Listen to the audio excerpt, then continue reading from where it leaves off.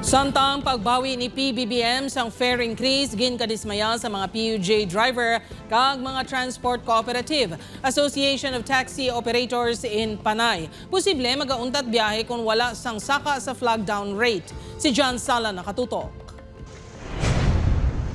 Preparado na kuno kuntani kahapon ang Western Visayas Transport Cooperative.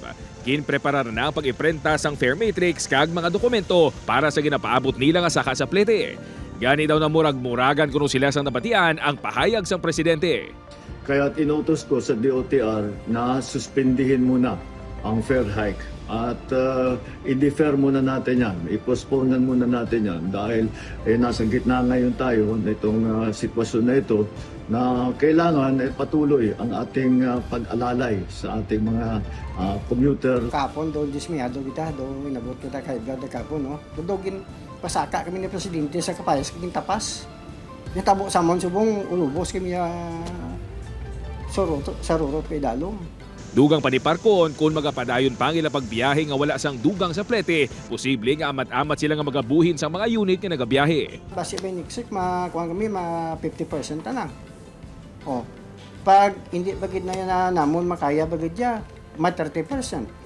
Si Darlene nga tagaharo, nalipay nga wala na dayon ang pagpatuman sang saka plete, apang naluoy man kuno sa mga driver. Disbintahan naman sa mga driver kay kaluoy man sa ilang ang ilang income kulang pa ihatag nila nga arkila sa ilang salakyan Sa pagkamatuod lang suno sa driver nga si Ludifico, hindi man kuno sila magmilyonaryo sa piso nga dugang sa plete, gani kuntani kuno ginbuligan man sila sa gobyerno. Kakalain niya siyempre bulig mo na sa amo ng isa ka pasahero piso mo.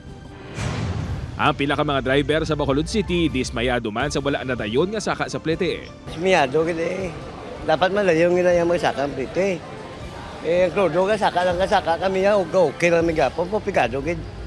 Pila naman ginansya namon dalo namon sa pamilya namon man.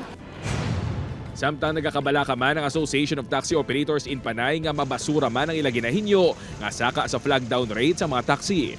Halin sa 50 pesos nga flag down rate, ginahinyo sang atop nga dugangan sang 25 pesos ang flag down.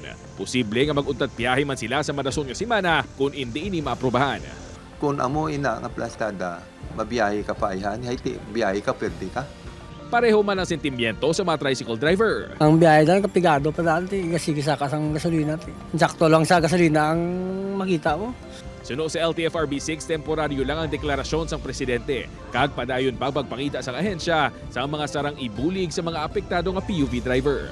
Rest assured nga ginaubra gid tanan sang Regional Office 6 ang mga kinahanglan nga ipaabot sa aton central office ang tanan nga ginapangayo sang aton nga ahensya dito sa babaw nga mga data agud nga ma-fast track ang tanan nga mga bulig. Upod kay Senador Duque, John Sala. One Western Visayas.